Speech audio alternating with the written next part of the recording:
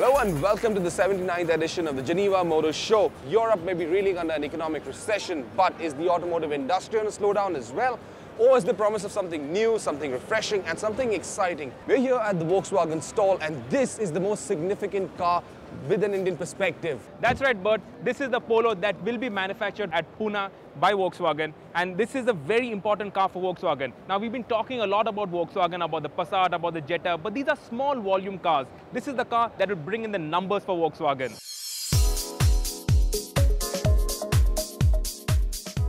This fifth generation Polo draws tremendous inspiration from the Scirocco and the Golf.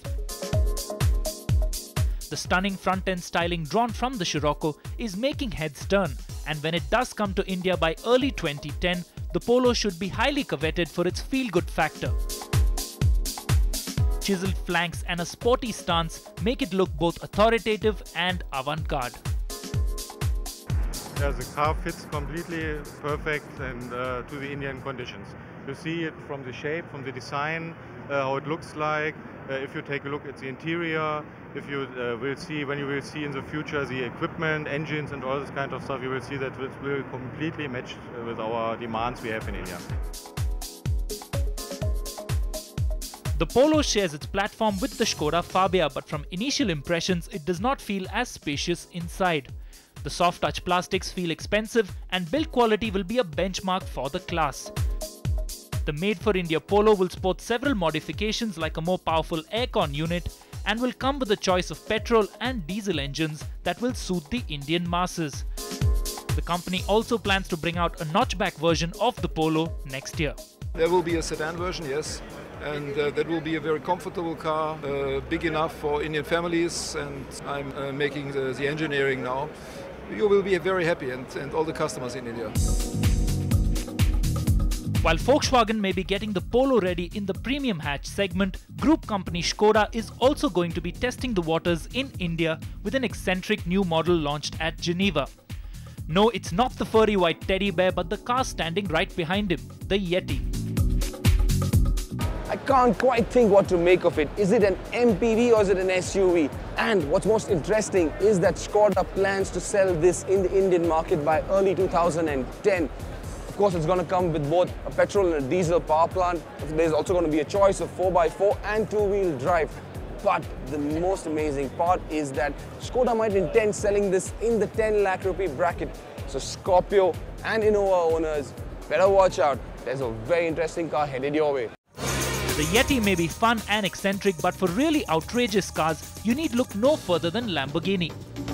After wowing the world with its Ford Estoque in Paris, the Mark from Santa Agata was back with a bang at Geneva. Shock and awe. It's a tactic Lamborghini has learned well to stun media and enthusiasts alike. And here at the Geneva Motor Show, there isn't any other car that creates as large an orgiastic frenzy like this one, the Lamborghini Murcilago Lp 674 SV. The SV in the name, of course, stands for super veloce, but the 670 indicates the amount of horsepower this car makes. It has 670 brake horsepower. That's about 30 horsepower more than the Lp 640.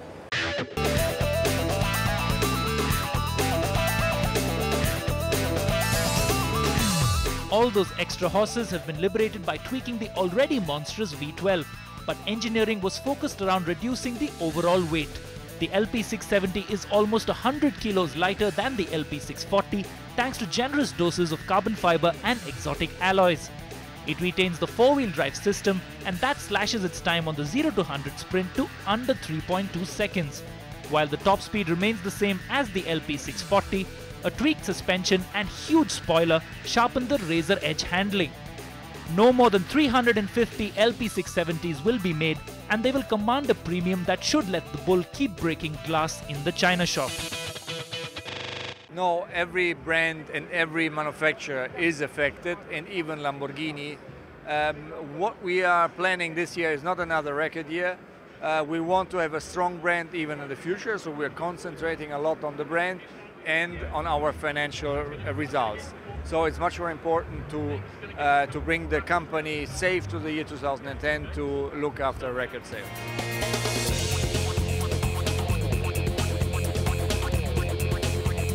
guess what? There's one more car here at Geneva that's even more exclusive than this one.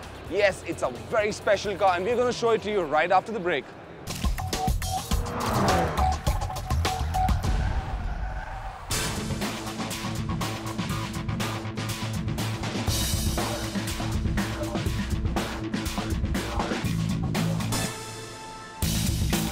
Welcome back to the special episode of Overdrive from the Geneva Motor Show.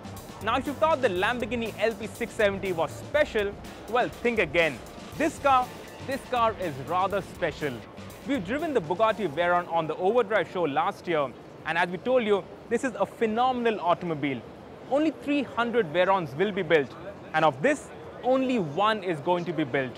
This one is 1.35 million euros and it will go to the first customer that puts his cash down. In the lead up to Geneva, the web was abuzz with rumors of Bugatti launching a new car with a 1,350 brake horsepower W16 engine. Sadly, they were just rumors. What the Bleu Centenaire does have is a terribly expensive paint job along with a subtly altered front grille, polished and anodized aluminium wing mirrors, and newly designed alloys. This one-of-a-kind car is the first of a year-long series of events and activities that will celebrate 100 years of Bugatti. And hold your breath, you may just see a Veyron hit Indian roads.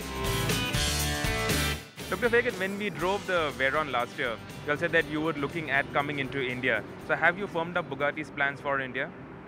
Well, of course, with the crisis, everything slowed down a little bit, but I think we will still probably end of this year or early next year start to offer at least a car in India. We have customers who are interested, and therefore I think it's good to be there. Yeah, but there are homologation issues because this is only a left-hand drive car, so can you work around that? We tried to do it on a special way of admission to the market on a one-to-one basis. I'm still optimistic that we will find a way.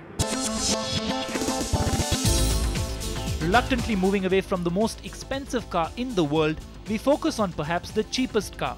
Ahead of its much delayed yet highly anticipated Indian launch, Tata Motors unveiled the European version of the Nano.